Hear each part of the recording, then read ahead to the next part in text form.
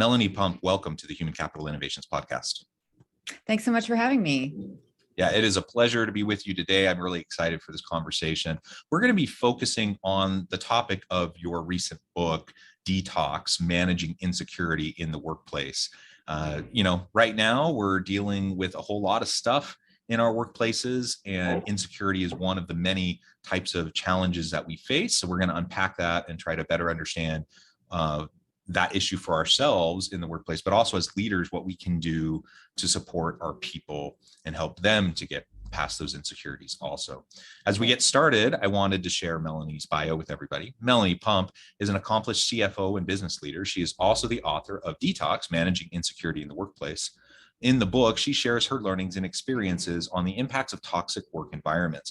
Melanie has appeared on CTV, Fox, ABC, SiriusXM, etc. And her website, melaniepump.com, includes more helpful insights on how businesses and employees can reach their full potential. And I'm all about that. Maximizing and reaching your full potential, I think, is really the primary role of any leader that they're trying to help their people to maximize their potential. So I'm excited to explore all of this with you today. Anything else you would like to share with listeners by way of your background before we launch on into the conversation?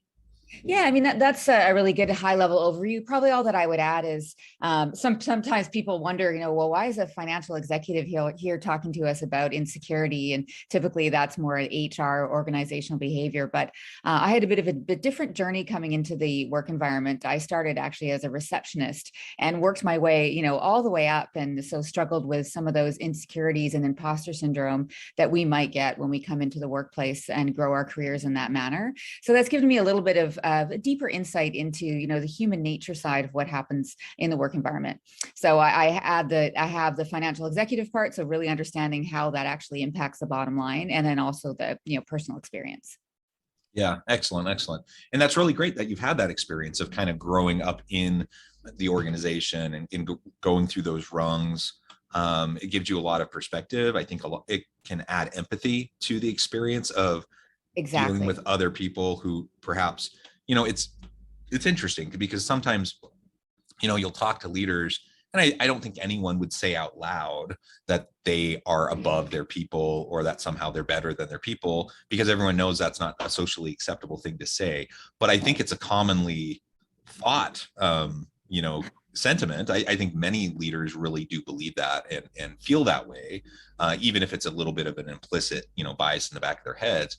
And so, I have found that just when we can relate to our people in really true, authentic ways, it makes a big difference when we're trying to understand where they're coming from, but also help support them as they're dealing with those insecurities. Yeah, I absolutely agree, because for me, I do think that's helped me connect a lot more with people. And it's also helped me realize that all of us have that potential in us. If there's a leader that's working with us and helps us kind of move out of our comfort zone and we feel safe. So if we create opportunities for people, sometimes unexpected things can happen. And that happened for me, going from receptionist up to CFO. I don't know that many people would have thought that when I first got into the corporate world, but when you have healthy, positive leadership, it's amazing what can happen. Yeah, absolutely. So you already mentioned imposter syndrome. I think that's one piece, right? But we can get more into that as well. But let's start unpacking really the core content and context of your book, Detox, Managing Insecurity in the Workplace. What are some of those different forms of insecurity, including, imposter syndrome and others that we can start to unpack and discuss a little bit? Right. So insecurity is there's many ways and reasons why we might feel insecure. Some of them are personal and rooted in things that maybe happened in our childhoods or that are happening in our personal life. But what's happening in our work environment impacts that. Because if we're in an environment where we don't feel safe, for one, it can trigger some of those insecurities that we may have gotten from earlier in our life, but it can also trigger new insecurities, given how our job is so crucial to our survival and our living. So if we don't feel safe within our work environment or safe that our job is secure, that can really start to manifest some really unproductive behaviors. Yeah, and I think that's really the issue, right? Everyone has their baggage, everyone has their insecurities. It's part of the human condition. We can't completely get rid of that. But we also don't need to feel like we have to sit in it forever either. Like we can learn and grow and get past it. Absolutely, we can, but we do need an environment that creates safety, and when it doesn't. So, what I started observing in the workplace, particularly in environments that weren't safe, is employees were using behaviors to defend and protect themselves. Well, for one, just defensiveness. When an employee is insecure, they're going to be defensive. They're not going to take feedback well because they're trying to protect their psyche. And then you also see people being passive aggressive because they're afraid to speak directly. They procrastinate about things that they're worried that they might fail at. So these are some of the behaviors that can happen that are not only work against somebody reaching their full potential, but it also damages the business's ability to reach its full potential because employees aren't being as productive as they could be. Yeah. So let's talk a little bit more about that toxicity piece. And the flip side of the coin there, I think, is psychological safety. So when you have an organization that has psychological safety, a lot of those toxic behaviors kind of melt away. I mean, it's kind of antithetical, right? You can't have psychological safety when there's toxic bullying behaviors, all those sorts of things. And so how do we go about then detoxing and creating more of a psychologically safe environment so that when insecurities manifest themselves, because we all have them, that we can then deal with them in a proactive and positive, healthy way, as instead of perpetuating, the passive aggressive tendencies or whatever our fallback is? There are some really, foundational things that are important in a company to create psychological safety, and some of them, transparency is really key in creating certainty in an environment where people feel safe.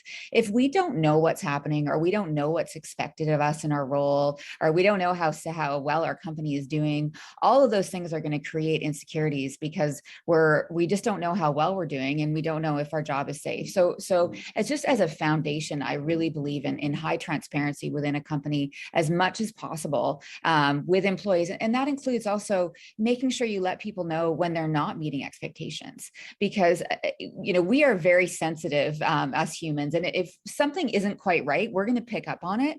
And if our leader doesn't tell us, that's going to create insecurities. So really foundational is establishing high transparency and good communication within an organization is a great first step to establish a safe environment. Yeah. And when we're not open and transparent, people tend to kind of fill in the gaps. Oh, where, absolutely. With the worst case scenario. With whatever their imagination can dream up, right? Yeah. And that's a fact. Yeah, absolutely. There's been a lot of research around that we do jump to the worst case, and we'll try to establish certainty for ourselves when somebody doesn't give it to us. And that can be really dangerous for a corporate culture if people are always assuming the worst when they don't know what's happening. Yeah, absolutely. So that transparency and communication piece really is key. Yes. And it doesn't happen for a variety of reasons. Sometimes leaders feel like their people won't want to be bothered with the information. Sometimes they feel protective of the information, or they feel like they have power through kind of hoarding the information.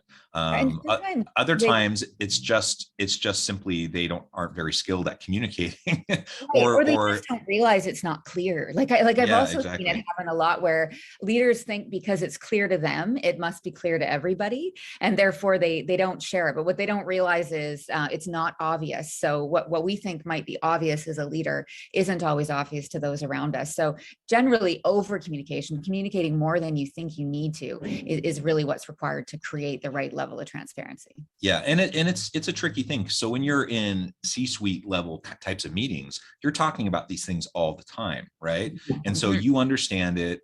You feel beaten over the head with it. You feel like, can you just stop talking about it? Right.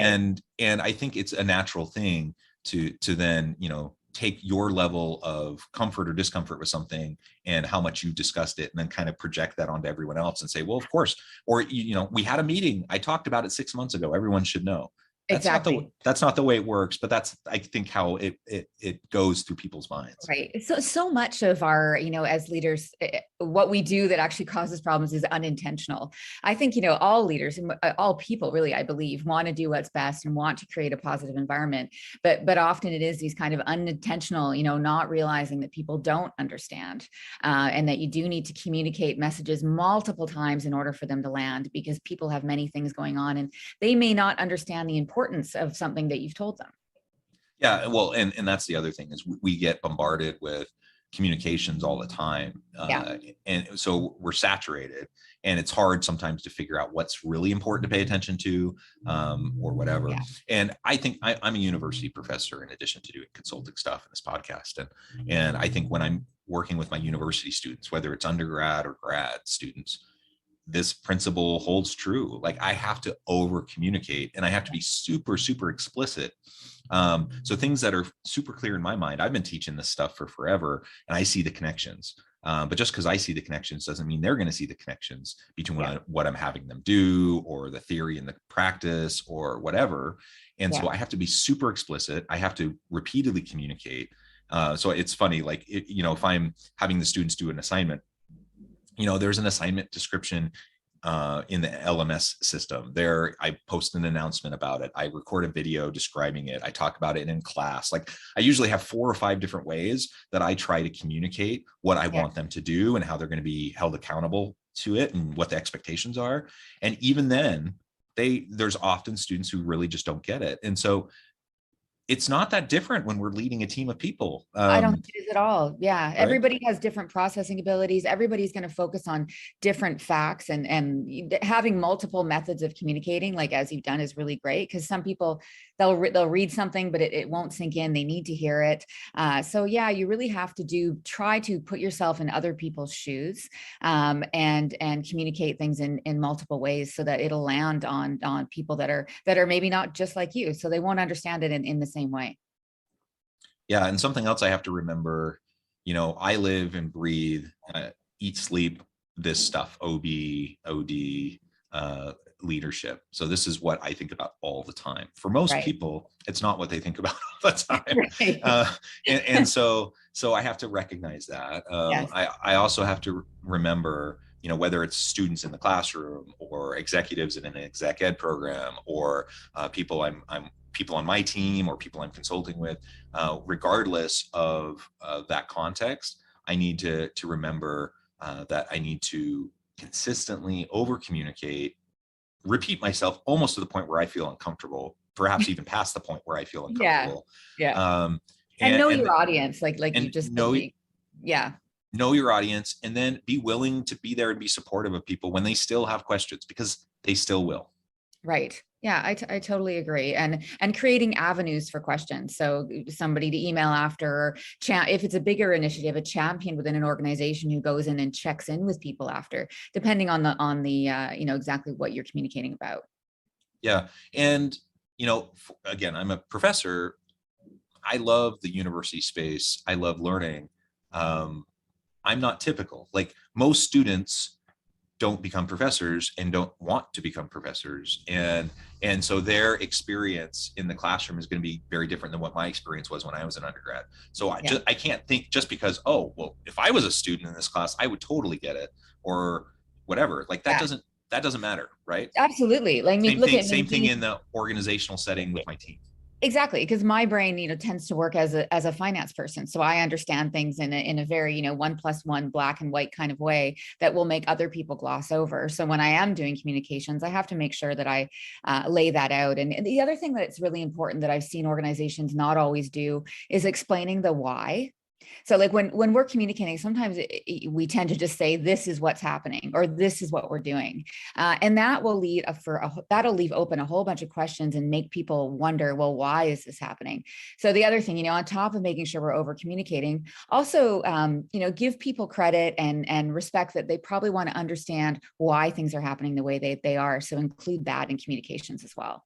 Yeah. It's like effective parenting. If I just tell my kids because I said so, right. What's the response probably going to be? It's not going to be all that different with my people. Yet leaders do that all the time, and in part, sometimes it's just because they're trying to be more efficient, save time. They don't want to have to explain again to another person. I get that. Yeah, but that's part of the deal. You have to. Is. And for engagement, like for people to also, so not only to feel secure, but also to feel engaged and involved in what's happening in the business, explaining the why of decisions is really important. Yeah. So over communication, being transparent, all these things we've been talking about the last several minutes, super important. What else do we need to focus on as we're trying to detox and create a psychologically safe environment? Also ensuring that you do manage bad behavior when it happens. So it is quite common that none of us like conflict. Difficult conversations are difficult. So when somebody is exhibiting behavior that is poisoning the environment or creating toxicity, I do often see that it just gets let to happen for too long. And that is essentially saying that you accept that kind of behavior. If leaders don't deal with negative behavior, they're letting everybody else in the organization know that that's actually okay. So we do need to deal with that. And one of the things with this is often people that are exhibiting toxic behavior don't even always realize the impact that it's having on those around them. So just as a starting point is making sure that we're letting people know how the way that their conduct is impacting their peers and giving them an opportunity to improve that. So it's not like the minute somebody does something wrong, we have to exit them from the organization, but we do need to make sure that we're communicating what behavior is acceptable in the company and the way that they have been conducting themselves is not, and then give them the opportunity to improve. Yeah, so facilitating those difficult conversations, having mentoring and coaching conversations, ongoing regular feedback is essential. And you can't just ignore, put your head in the sand when you see bad behaviors. And that really is what I see most of the time in most organizations is people ignore, Yeah. because they don't want to deal with it until Yeah. it gets to the point where they can't ignore it, and then they just fire the person. Right. And then And they've often lost good people along the way because, people who are really talented and are good for a company are going to have opportunities elsewhere. And if they're coming into work every day and in a negative, toxic work environment, they may not stick around. So in allowing that behavior to continue, you might be losing people who could really be driving your organization forward. well, yeah, and not only the other people on the team that don't want to be in that kind of toxic environment or the perceived inequities or whatever may be occurring, Mhm. but the person who's exhibiting the behaviors, if we're not actually being forthcoming with them about their performance and how they're interacting with people and what they need to be doing and what the expectations are, how they can change and helping them to develop. If we don't at least try to have some of those conversations, we can often lose very good people who may be exhibiting the toxic behaviors themselves simply because they don't realize it or they don't recognize what Yes. they're doing. They don't know what they need to do different. And so if we just support them a little bit, Yeah.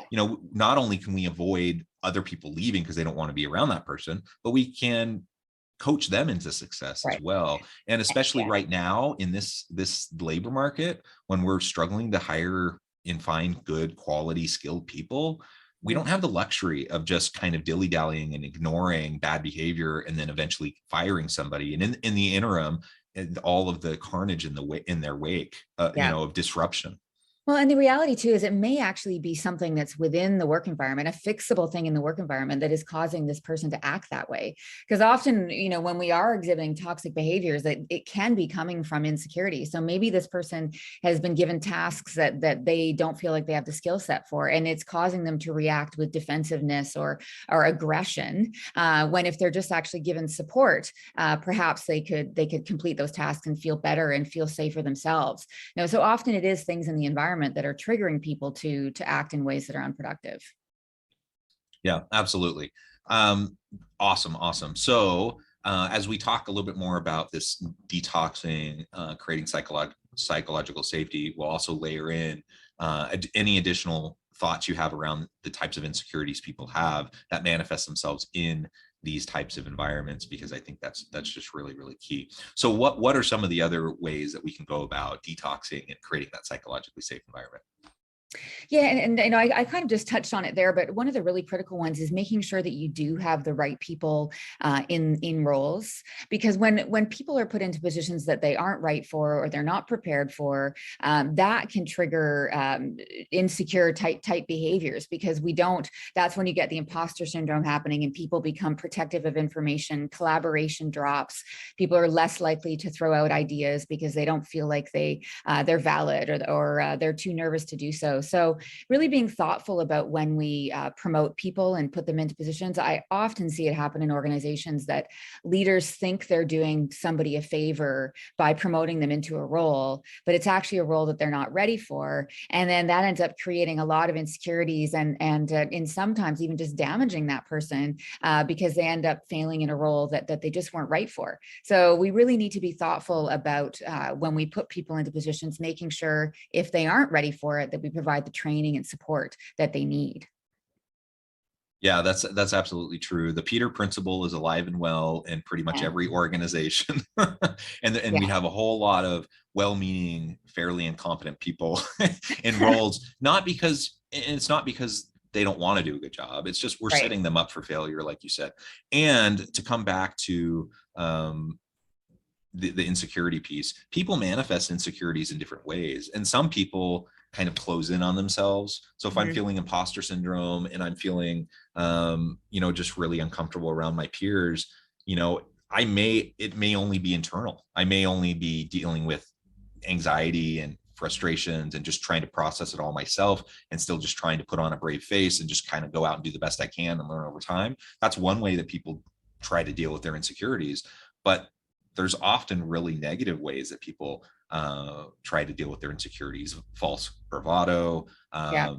uh, Aggression. aggression, essentially trying to assert their power and control Yes. over people, so they have a sense of security Yeah. amidst the insecurities that they feel. All of those types of things also manifest, and that's the real danger. I mean, both are dangerous and both will have negative outcomes for the organization.